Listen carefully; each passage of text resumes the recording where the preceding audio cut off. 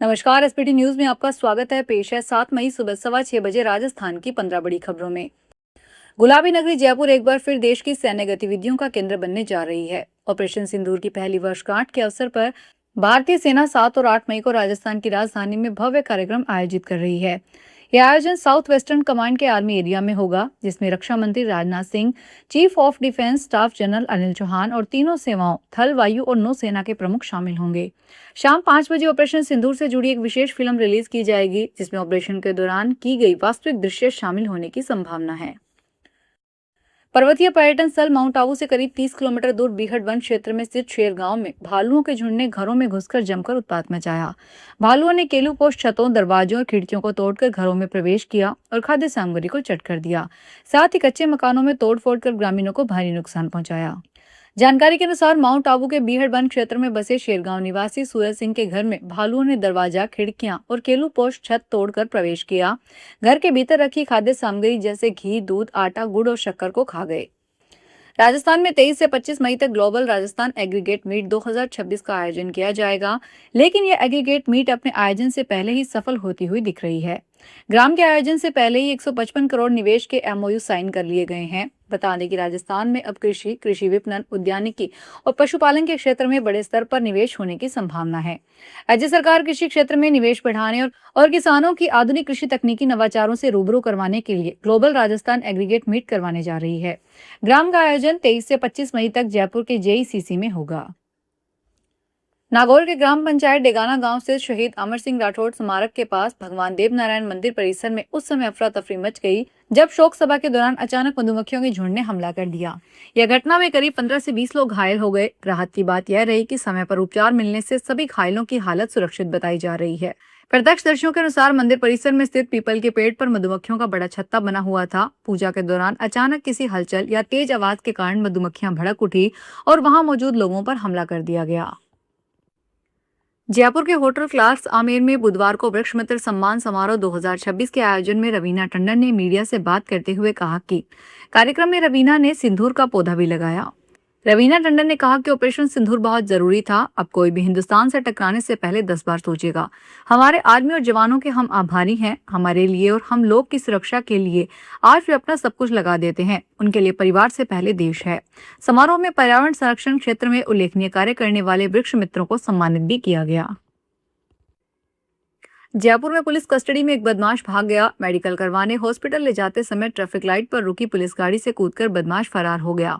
मोटी डूंगरी थाना पुलिस ने बुधवार दोपहर दबिश देकर पुलिस कस्टडी से भागे बदमाश को गिरफ्तार कर लिया। आरोपी सलमान का मेडिकल करवाने हॉस्पिटल लेकर पुलिस रवाना हुई थी। रात करीब 10:25 पर त्रिमूर्ति सर्कल पर ट्रैफिक लाइट पर रुके हुए थे। पुलिस गाड़ी की खिड़की खोलकर चकमा देकर आरोपी सलमान जेएलएन मार्ग जेके लोन हॉस्पिटल की तरफ भाग गया। बारां के अटरू कस्बे के बस स्टैंड क्षेत्र में बुधवार को इको गाड़ी में भीषण आग लग गई। इस घटना में गाड़ी पूरी तरह जलकर खाक हो गई और पास तक टायर की दुकान को भी नुकसान पहुंचा। टोडी निवासी सुरेंद्र एरवाल अपनी इको गाड़ी में हवा भरवाने के लिए बस स्टैंड के पास दुकान पर आए थे। हवा भरवाने के बाद जैसे ही उन्होंने गाड़ी स्टार्ट की, वाहन के इंजन से अचानक आग की लपटें उठने लगी।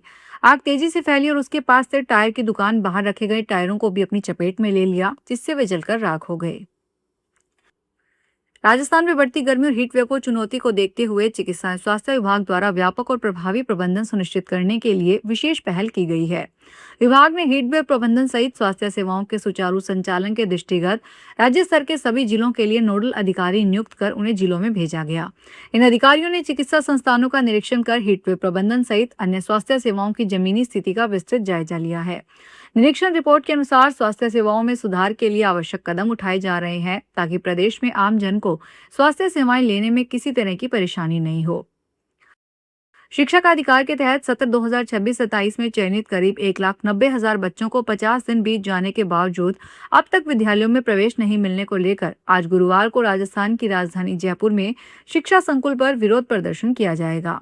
संयुक्त अभिभावक संघ के प्रदेश प्रवक्ता अभिषेक जैन बिट्टू ने बताया कि राज्य सरकार और शिक्षा विभाग की उदासीनता तथा निजी विद्यालयों की मनमानी के विरोध में गुरुवार को पूर्वाह्न 11 बजे संयुक्त अभिभावक संघ के तत्वाधान में शिक्षा संकुल के मुख्य द्वार पर बड़ा विरोध प्रदर्शन आयोजित किया जाएगा। मौसम विभाग ने उत्तर पश्चिमी भारत में 10 से 12 मई के बीच आंधी तूफान और बारिश का एक नया दौर शुरू होने की चेतावनी जारी की है। इस दौरान 40 से 60 किलोमीटर प्रति घंटे की गति से तेज हवाएं चलने और बिजली कड़कने की भी संभावना जताई है। मौसम विभाग के अनुसार बुधवार को उत्तर पूर्वी भारत के कई हिस्सों में गरज चमक के साथ भारी बारिश हो सकती है और इसके साथ ही अगले 6-7 दिनों तक केरल, तमिलनाडु, पुडुचेरी, कराईकल में छिटपुट गरज के साथ भारी बारिश का अनुमान जताया गया है। डीडवाना शहर को अतिक्रमण मुक्त बनाने और यातायात व्यवस्था सुधारने के उद्देश्य से नगर परिषद ने बुधवार सुबह बड़ी कार्रवाई की है। आयुक्त के निर्देश पर परिषद की टीम ने अवैध रूप से खड़े ठेलों और अन्य सामान को हटाने का अभियान चलाया। यह कार्रवाई नगर परिषद कार्यालय से शुरू होकर फव्वारा सर्कल तक चली। इस दौरान टीम ने लगभग 40 ठेलों को जब्त किया। अचानक हुई इस कार्रवाई से ठेला चालकों और अतिक्रमण करने वालों में हड़कंप मच गया। भारतीय जनता पार्टी ने विधानसभा चुनाव में वोट चोरी के आरोपों को लेकर विपक्षी दलों पर निशाना साधते हुए दावा किया है कि इंडिया गठबंधन कुछ ही सप्ताह में समाप्त होने वाला है और इसका श्रेय लोकसभा में विपक्ष के नेता राहुल गांधी को जाएगा।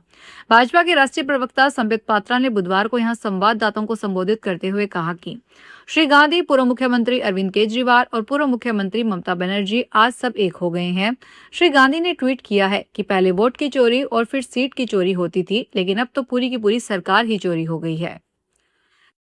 तमिलनाडु में 7 मई को नई सरकार का शपथ ग्रहण समारोह टल सकता है। टीवी के चीफ विजय ने बुधवार को लोक भवन में राज्यपाल से मिलकर सरकार बनाने का दावा पेश किया।